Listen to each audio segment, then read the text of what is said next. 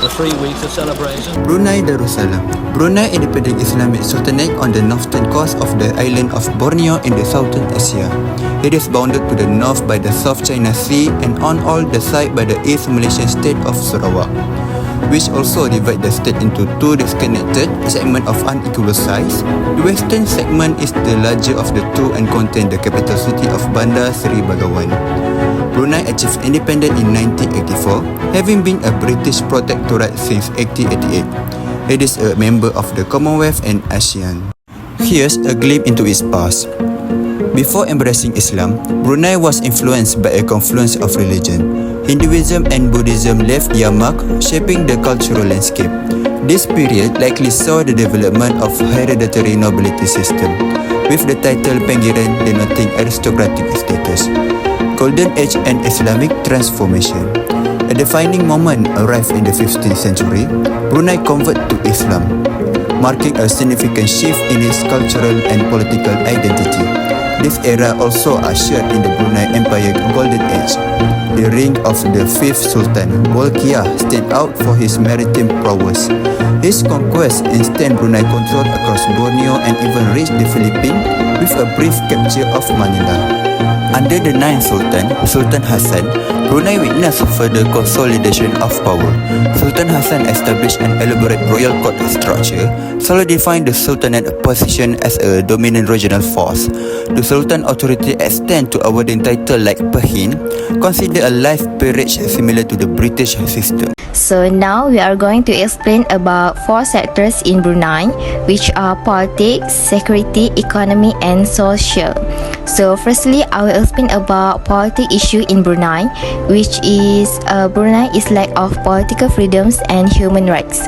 So Brunei is an absolute monarchy ruled by Sultan Haji Hassanal Bolkiah since 1967, where citizens do not have the ability to choose their government. The sultans exercise executive power and there are no junior national level elections for opposition groups to gain power, severely limiting political participations. The Legislative Council, which serves as an advisory body, has little independent power, and the only registered political party supports the Sultan without criticizing the government. Additionally, there are serious restrictions on freedom of expression and media, with journalists facing imprisonment for reporting deemed false and malicious, and self-censorship is common. Next, the government enforces Sharia law, which includes corporal and capital punishments, and there are laws criminalizing consensual same-sex conduct between adults. Overall, Brunei's freedom status is classified as not free by Freedom House, which limited avenues for political participation and significant restrictions on civil liberties and human rights. While the country enjoys relatively low crime rates and hasn't experienced any major terrorist attack, the potential threat of extremism and terrorism remain a concern. Brunei hasn't faced significant direct threat from terrorist organizations. Its geographical location and close ties to its neighbors contribute to this relative peace, and despite the lack of immediate threat, Brunei acknowledges its vulnerability to the spread of extremist ideologies. The proximity of Southern Asian countries that have faced terrorism issue raise concern about potential radicalization within Brunei. Recognizing this vulnerability, Brunei prioritizes preventative measures. The effort including actively promote a moderate interpretation of Islam, aiming to counter extremist narrative. Brunei also cooperate with regional and international partners to share intelligence and best practice in counter-terrorism. Despite this effort, challenges remain. Brunei limited experience with terrorism might require continuous adaptation of its security strategies in the face of evolving threat.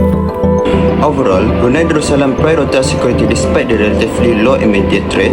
The nation focused on religious moderation, community engagement and international cooperation position well to address potential security concerns and maintain its peaceful reputation. Now let's see Brunei in the aspect of economy. Brunei is one of the Southeast Asian countries that rich with natural resources, mainly oil and gas. So, the economy of Brunei really relies on it ever since the Independence Day. Oil and gas is one of the source of economy to the people. the third largest producer of oil in Southeast Asia and produce 180,000 barrels a day. Brunei has exported the oil to many countries, and one of it is Malaysia. Other than that is like Japan, Thailand, China and South Korea. Although Brunei has become the third largest producer of oil and export it to other countries, they also import crude petroleum into the country from United Arab Emirates, Malaysia, Kazakhstan, Qatar and also Arab Saudi. All of these actions have given many benefits to Brunei, which Brunei able to build foreign reserves and invest around the world to help provide for better future generation and continue to develop the country. Brunei can be known as one of the countries who live in the modernization era. Despite their country are small, they often being as one of tourist attraction, as they have many beautiful monuments and also strategic places. Among of them, the most famous are the Billion Barrel Monument. However, in every country, they must have their own social issue. As in Brunei, we can speak about the poverty that happened in this country. It was started in 2012, which is over 5% of Brunei's population, equivalent to 20,790 individuals were living in poverty situation. Brunei Darussalam ranks 11 out of 78 countries with regard to the percentage of its population living in poverty, with a report rate of 43.7% within a year.